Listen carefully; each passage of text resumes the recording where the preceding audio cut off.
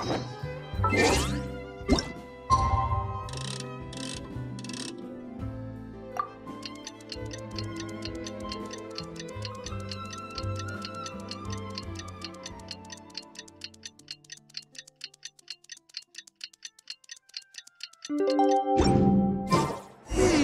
haven't seen Chevra since that night at Baptiste's place. Well, guess there's no point in worrying about it now. Let's go join up with the others.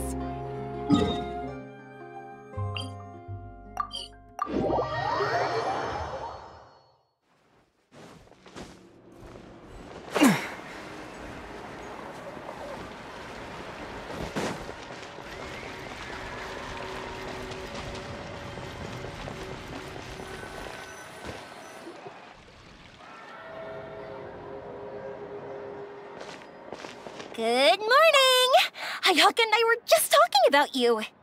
Is Chevra still not joining us today? Probably not. We haven't seen her either. Huh? That's such a pity. Director Farina said that we've only got a few small scenes left before wrapping up the entire thing. She even said that she'll get me into a couple scenes, so everyone will have a chance to shine in front of the camera. We were also planning on having a victory feast once we're all finished filming. You can join us, right? If only Chevros was here. I still haven't taken a photo with her. I'm afraid that can't be helped. Those special patrol folks are like phantoms when they've got a case on their hands. But to be honest, I'm even more concerned by what I read in the Steambird earlier this morning. It said that the killer in the murder case was none other than the author of the Two Musketeers. Oh yeah, I heard about that too. He came forward and confessed his crimes, but gave no explanation as to why he pulled the trigger. We didn't know about this case at all when we joined the film. Is it going to affect the reception of our work? From a pure publicity standpoint, this will draw a lot more attention to our film. I have to say, though, that no director can be perfectly comfortable with garnering attention through means other than artistic skill. To be fair, I feel like that ship sailed the moment you allowed yourself to be named as the director on our posters. It's not my fault that I'm super popular. What was that saying again? My popularity has, Sunk to an all-time low? spread to the four corners of Tibet.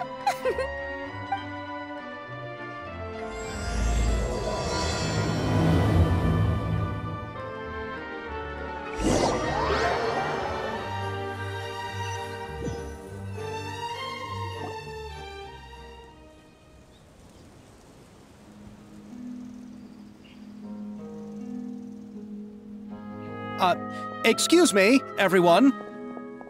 Xavier! Feels like it's been ages since we last saw you. I've been talking non-stop with the Film Association, and I'm absolutely swamped trying to coordinate the film's marketing. So forgive me for not being around more often, but please believe me when I say that I will make sure everyone's hard work gets the exposure it deserves. Oh, seems like you've been fighting your own battles. Yes, that's one way to put it. Oh, and before we begin the final round of filming, please allow me to finally introduce you to the original investor of our film, Mr. Morris. A pleasure to meet you all. Yes, glad to make your acquaintance, Mr. Morris. We've heard about the issues you've encountered with your financial situation, and genuinely hope that things have taken a turn for the better. Oh, well, the situation has, indeed improved somewhat. Don't worry, Mr. Morris. Accidents and last-minute challenges happen all the time. There's no need to blame yourself over it. The good news is that we're almost done filming now, and I would even say that this is the best story I've ever seen. Is that so? I see, that's great news. All right, now that we've gotten all the pleasantries out of the way, let's get this show on the road. We'll mostly be filming typical people and scenery from the streets today to improve the sense of environmental ambiance in some parts of the film. Oh, And there'll be a cameo for Mr. Kamisato and Miss Yoimiya as well. They'll be used to show outsider perspectives on the fates of the two musketeers. That's right. Ayato should be here any minute. Excellent! Then let's start with the scenery shots. Camera and clapper loader, you're up. Yep, we'll be ready. Remember, all we need are some wide zoom shots of the streets. If you happen to find some particularly lovely patches of flowers and grass, feel free to grab some close-ups of those as well. Ready? Lights! Camera! Action! Okay, now move the camera slowly. Try to focus on that flower. What's wrong? Just adjust the focal length a bit. Something the matter? Huh? But wasn't it working fine for all the days before? Veronique, can we try a different camera? No problem. How about this one? All right, let's give it another try. Lights! Camera! Action!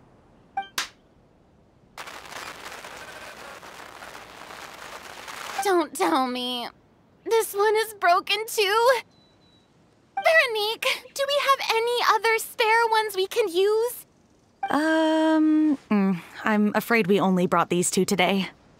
What? Then go find a workshop to get them repaired right away. Oh, and you too, Bono. Go find our spare camera in the warehouse and bring it back to the set. On it. Greetings, everyone. My apologies for the delay. Is something the matter, Ayaka? It seems like there are some issues with the filming equipment today. We're stuck for the moment. I see. Well, let's not just stand here twiddling our thumbs. Actors, to the makeup booth. We'll start on the next scene as soon as we get a working camera. The people at the workshop told me that the part which holds the lens in place seemed to have fallen off. That's super strange. It was perfectly fine just yesterday. Well, no time to dwell on that now. Let's get back to filming.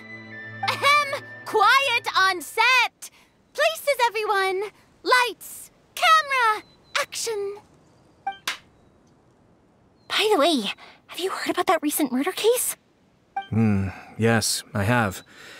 It seems that they've caused quite the commotion in the city.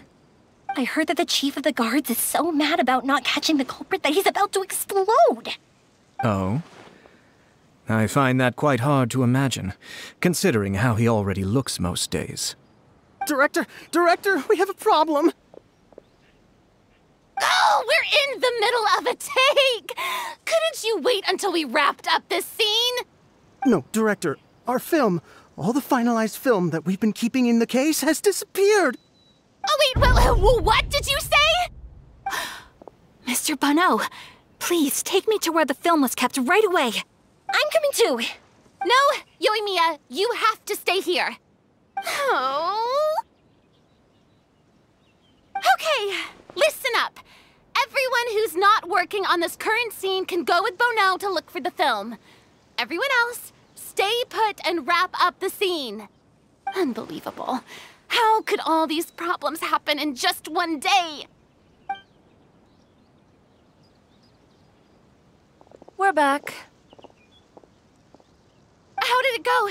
Did you find the film? We found it in the sewers. Huh? In the sewers?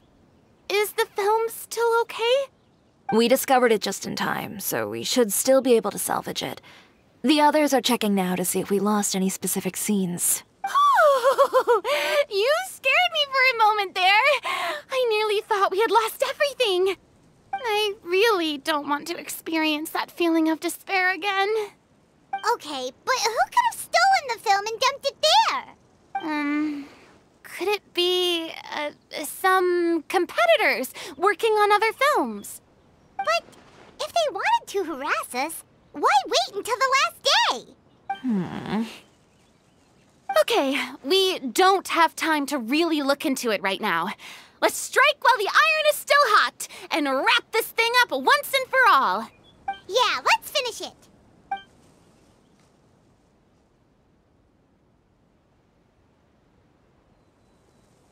I would like to officially announce that our entry to the festival, The Two Musketeers, has now concluded filming! Paimon is spent. It's so late already. Even though the filming process proved to be extremely challenging, everyone provided valuable and unique contributions to the final product. Thank you all for your dedication and support. And just like Director Farina, I would also like to extend my most heartfelt thanks to all of you. Really, you've all helped me so much. All right. Let's save the awards speech for later, and hopefully also get some rehearsals in before the real thing. Anyway, now it's time to party! Let's all make our way to the beach and have a celebration feast so loud and fun that even the blubber beast will want in. Party, party! Paimon wants to party!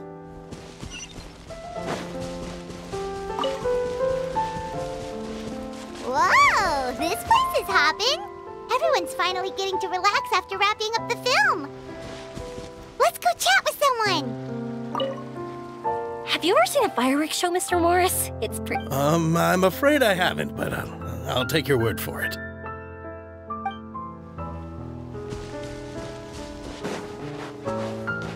I was thinking, if this film turns out to be a success, could I ask the two of you to stay and be a part of my crew? Of course, I'll definitely increase the pay for next time. I'd be more than happy to, Mr. Xavier. Thank you for the offer, Mr. Xavier, but I've made some plans to go on a journey to the other nations once the festival is over. Is that so? Well, then in that case, bon voyage, Miss Veronique. Please feel free to get in touch once you've returned to Fontaine.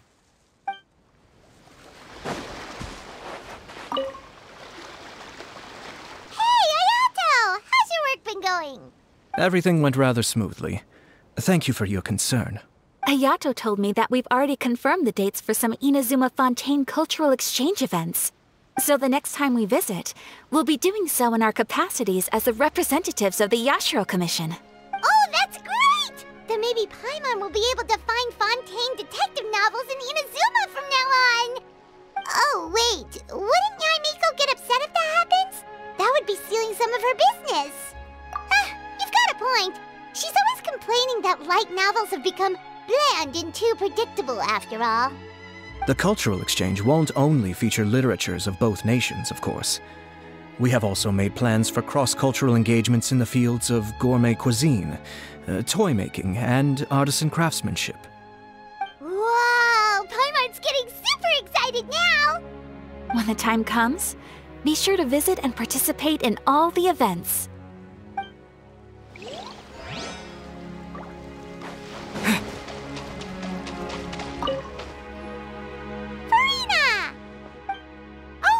My darling clapper loader and camera operator, you've both worked really hard.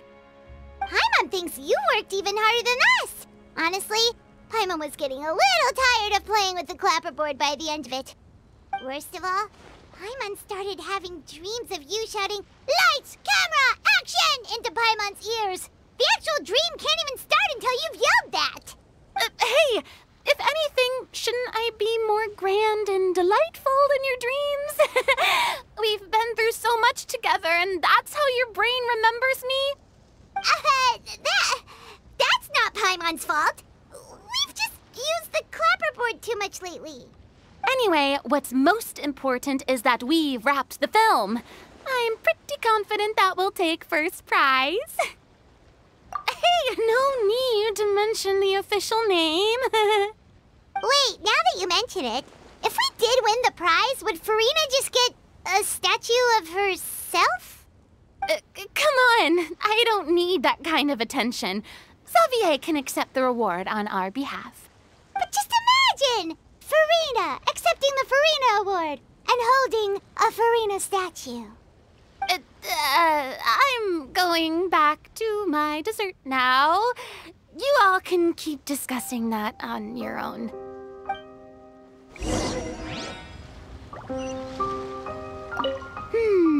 What kind of dessert should I try next?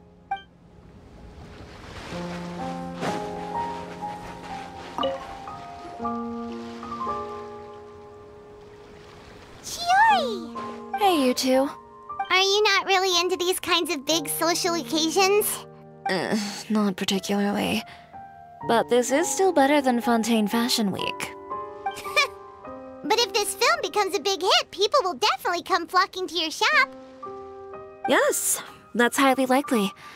As long as the film can premiere as planned. Are you still worried about the case? That and all the obstacles we had to face today. You're right. It's as if all our bad luck just manifested at once. But why today of all days? No, it's nothing. We've already delivered the film to the editors, so there should be nothing more to worry about. How are you doing, Mr. Morris? You having a good time? Well, you could say that. Do you happen to know when the party is scheduled to end? Judging by how much fun everyone's having, I'd say probably not until well after midnight. Is there something that you still have to take care of at home, Mr. Morris? Oh, well, I'm just not a late-night person, so I might take off shortly. Oh, no! Silly me. I almost forgot something super important. Oh, what is it? I prepared a whole batch of fireworks for the party, but I forgot to bring them over from the warehouse. Fireworks, you say? Well, that's, truly a pity. Sorry things didn't go as planned. Could you help me carry them over, Mr. Morris? I won't be able to fetch all of them by myself. Me? Are you sure that you can't find anyone else? I just wanted to make this a surprise for everyone. The warehouse isn't far from here. We'll be there in no time. Pretty please, Mr. Morris. These are some of the best fireworks I've ever made. So I also want you to see them before you leave. They're stunning. I promise that they'll be a once-in-a-lifetime experience that you'll never forget. But... It's okay. Just come with me. If we're sneaky enough, nobody else will see us leaving. All right. The warehouse is right over here. I moved the fireworks there in advance, so it shouldn't be too much work bringing them back. It's still a ways away from the party. Sorry about that, Mr. Morris. It's probably because I'm used to carrying fireworks all the time, so it doesn't feel like a lot of work to me.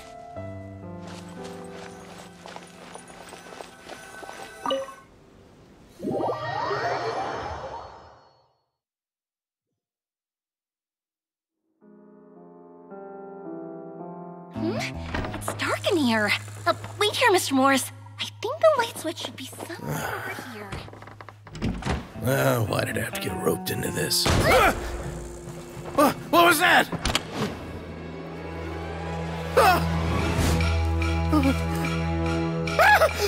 Who's there? Get me out! Get me out of here! Did you really think you'd get away, Morris?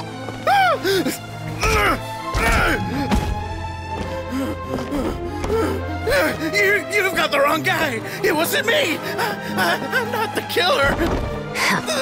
You know, Eliza died a far more heroic death than this. She fought your assassin to the end, to save the children she had hidden beneath the floorboards.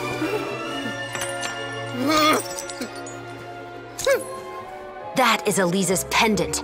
The one with a photo of you two inside. The one you gave her. Ring any bells? It's a fake! It has to be! There's no way! No way your assassin didn't destroy it, you mean?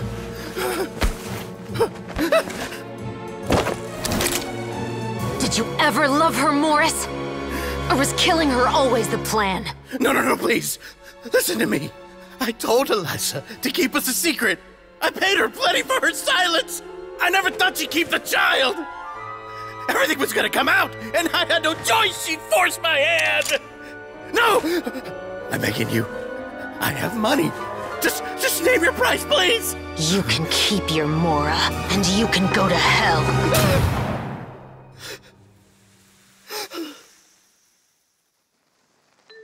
I'm Captain Shovraz of the Special Patrol. Morris, you're under arrest for Eliza's murder. Huh?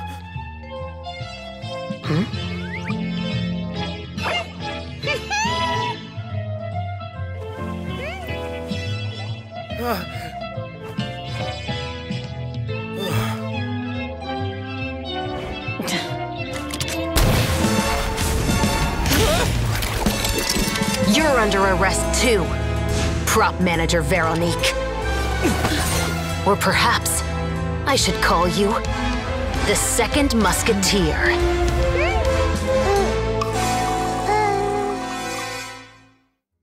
Wait, what's going on? This wasn't in the script. Drop the gun, Veronique. Why? Why would you keep me from exacting revenge on this heartless monster? Drop your weapon. This is my final warning.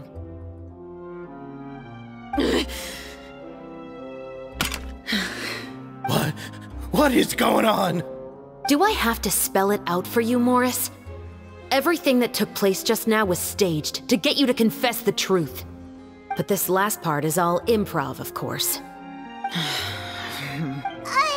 Shovraz, you told us you wanted us to help you stage a play. You never said anything about the Second Musketeer. It's because even I had no way to confirm my theory until now. Thank you for your performance, Yoimiya. Could I trouble you to go and bring in the other Special Patrol members? They should be on standby just outside. Oh, and please tell the other cast members not to worry about us. We'll be rejoining them shortly. On it!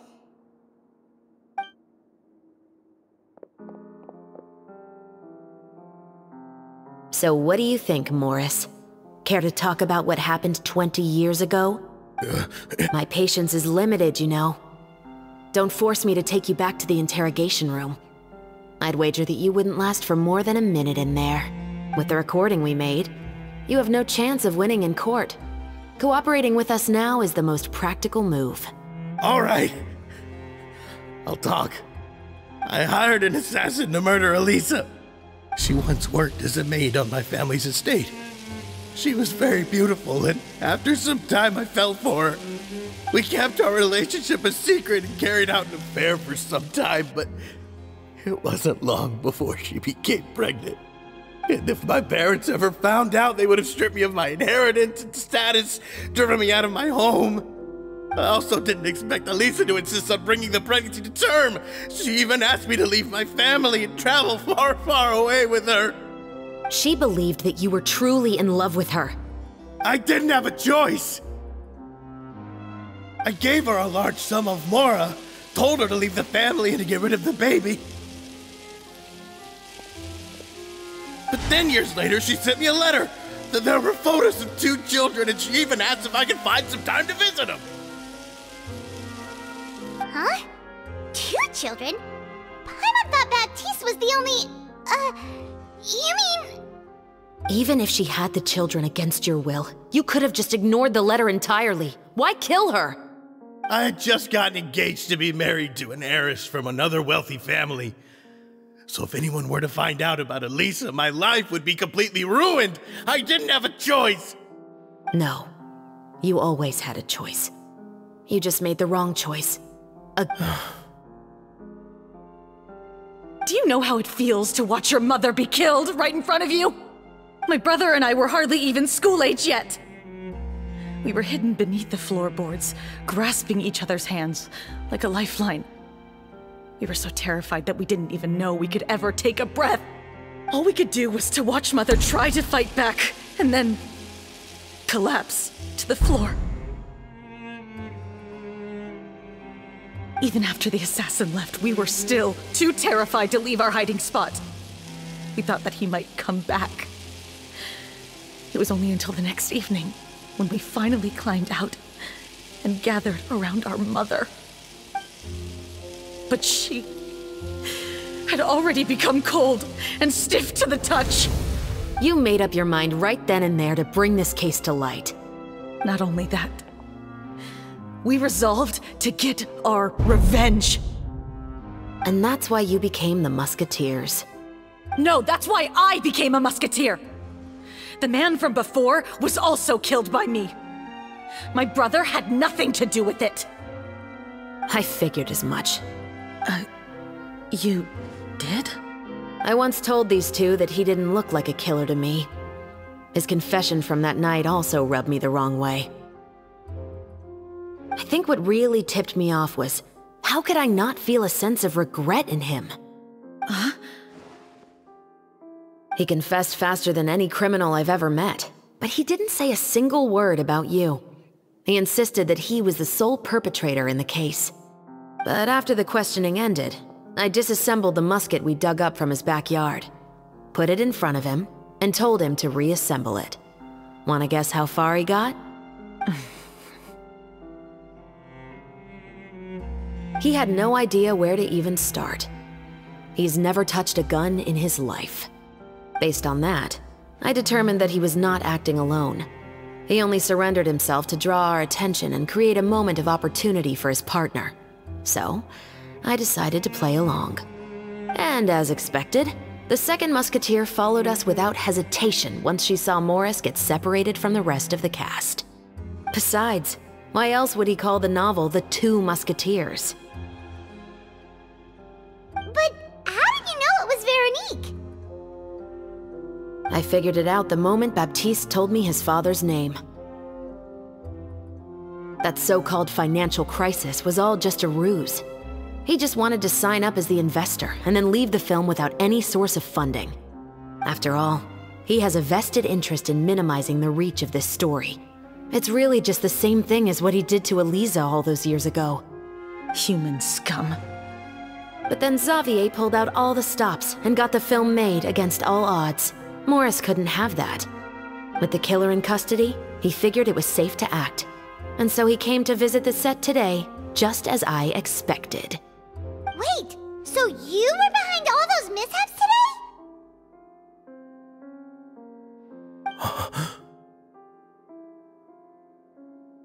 As for the identity of the second musketeer, I assumed they'd probably stay close to Morris and look for an opening.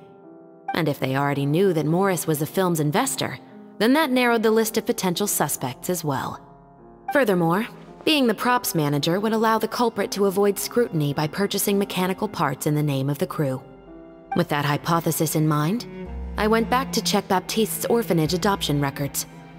Guess whose name I saw on the same page, just a few lines from his. My brother. He trusted you. As in, he trusted me to perform the deed on his behalf? He trusted you to stand on the side of justice. I am. I thought you could do it as well. Oh, the look on your face when you told him to go to hell. I really thought you'd put a bullet in his brain. You know what he has done. Are you telling me that you'd rather see him spend the rest of his life living like a king in the fortress of Meripede? I will never be able to forget the feeling of my mother's cold, lifeless hands. And you would call this ending fair? Is this what you call justice? I won't lie, Veronique. I did hesitate when your brother first told me about the truth. I wondered. I agonized over whether I should really put a bullet in his head. So why don't you? Because that should never be how justice is carried out in this world. Perhaps, to you, justice is simply reciprocated. An eye for an eye, and a life for a life. But everyone has their own understanding of justice.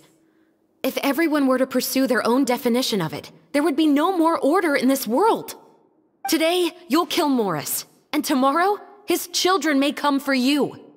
The world cannot render judgments based on a desire for revenge. That will only lead to a cycle of revenge, as well as the destruction of order and civilized society. Fontaine is founded on a set of laws and a standardized code of justice.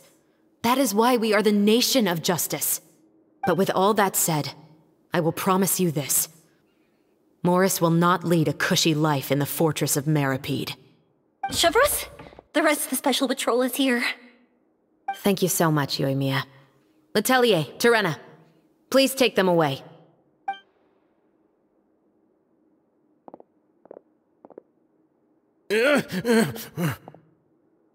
I still can't agree with your reasoning. I know. Justice has not been delivered. At least, not today. Chevres. Let's go. We should give an explanation to the crew. Thank you for your concern. I'm fine. I'm just thinking about the things in life that have driven people to take justice into their own hands.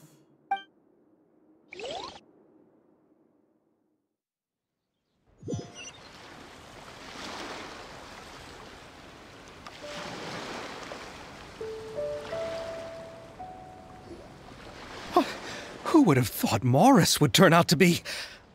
I'm at a loss of words. How could he have done something like this? I'm just glad that you're all safe and sound. Who knew that such a labyrinth of cases would be behind this story? Well, what should we do now? We have a finished film, of course, but should we still go ahead with the premiere? What do you mean? Shouldn't you be even more motivated to spread the word now that you've learned the truth? Chiori is right. I'd also like more people to see this story for themselves. But the real ending of the story seems to have deviated somewhat from the one in the script. Is that still acceptable to you, Miss Chevres? The call is yours. We still have time to reshoot an ending if that's what you'd like. No, it's fine as is. I like what we have for the catharsis. Romanticism is what gives works of art their appeal.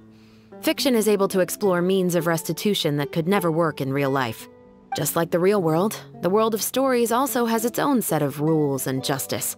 These different possibilities are what initially drew me to reading in the first place. Sounds good to me. I support your decision. What about Veronique? Will she be okay? She will soon face her judgment alongside her brother and Morris. If I had to guess, they'll probably all be sent to the fortress of Meripede. I'll make sure to give Risley a heads up about it. Oh, you mean that kind of heads up? Exactly. Ahem. All right, then the matter's settled. Now that everything's been taken care of, there's no reason for us to keep looking all gloomy and grumpy. Let's get back to the feast and enjoy each other's company. We'll be starting the post-production process tomorrow. You should join us, Chevres. You missed the first few hours of the party, didn't you? All right. Count me in. Then I'll wait for you over there. There's still some good news that I'd like to share with Chevres. Traveler, Paimon, could you wait for me by the sea after the party ends? I'd like to go on a brief walk with the two of you. Thank you very much.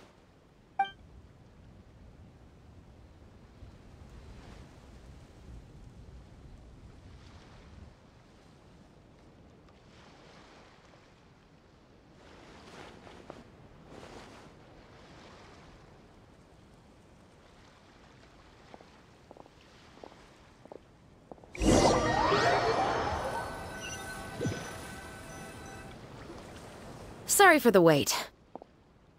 Oh, we weren't waiting long at all. Is there something else you wanted to tell us? No, I don't have anything new to share. I just felt that since you were my investigation partners, I should have another conversation with the two of you. Traveler, how would you have responded to Baptiste's request if you were in my shoes?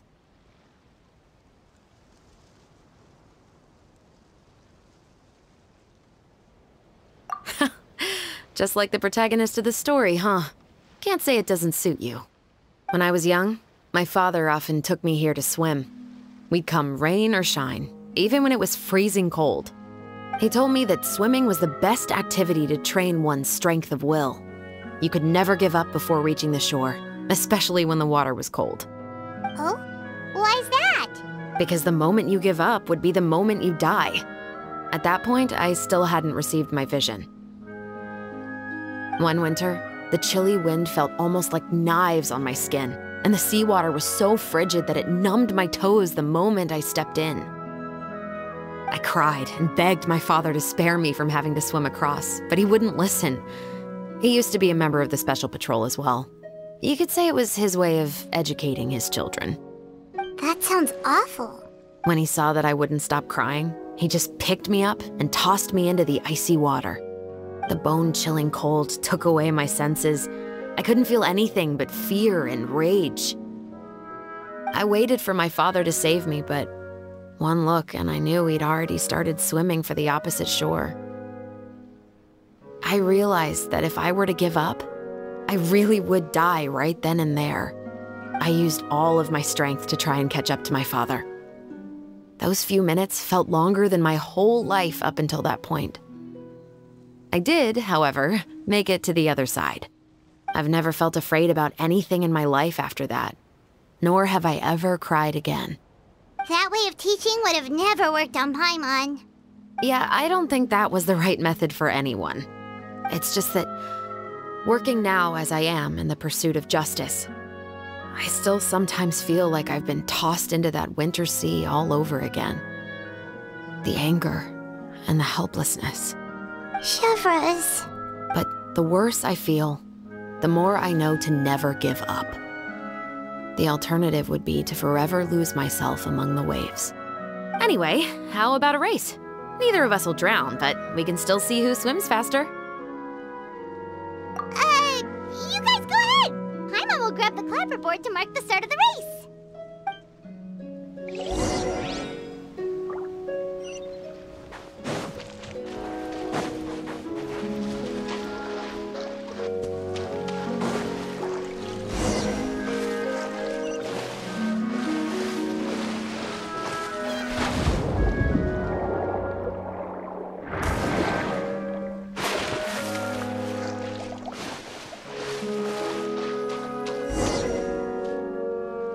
Oh, that felt good. You were so fast in the water, Chevreuse.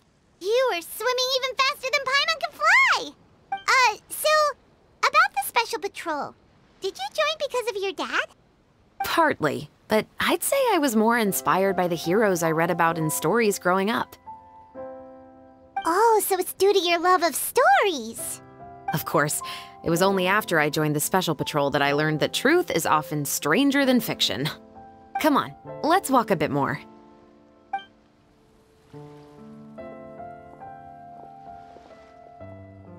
To be honest, I do sometimes question whether the decisions I make are the right ones.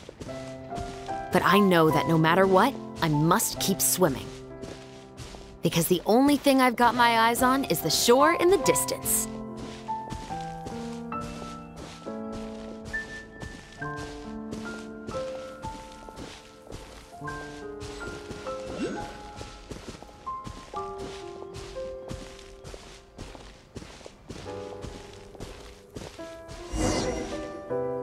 Thank you for coming on this walk with me.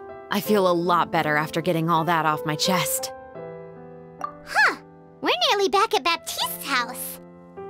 Huh. You're right. I didn't realize we were so close. He really did plant a lot of flowers. It's just like how he described it in the story. Huh? Wait. Paimon, Traveler, look! The rainbow roses in the garden. They're in full bloom now.